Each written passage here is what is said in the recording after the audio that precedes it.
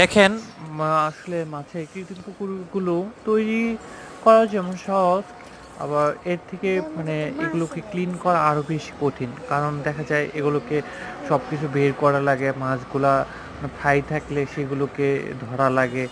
তো দেখা যায় যে বিষয়গুলো ছোট হলেও তো দেখা গেছে যে অনেকটা সময়ের ব্যাপার। তো আমার মানে কিভাবে যে সময় কেটে যায় এদের মাঝখানে, মানে আমি নিজেও বুঝতে পারি না অনেকটা সময় যে আসলে এদের মাঝে আসলে কতটা শান্তি। দেখেন কতগুলো পানা, তারপর ঘাসগুলোকে পরিষ্কার করার পর এই যে দেখেন জলটা ঘোলা হয়ে গেছে। তো দেখা গেছে এটার 50% জল এখন আমি মানে ফেলে দিব, এবং এই দেখেন আইটিপি ডাম্বর, এটা ফিমেল। আ এখানে আরটিপি ডাম্বর মানে সেটআপটা করা। তো এখানে কয়েকটা ফ্রাই আছে। ফার্স্ট টাইম তো সেজন্য আমার ফ্রাইগুলা কম দিয়েছিল। ৭ টা বা ৮ টা হবে। আর এটা হচ্ছে আমার আরটিপি।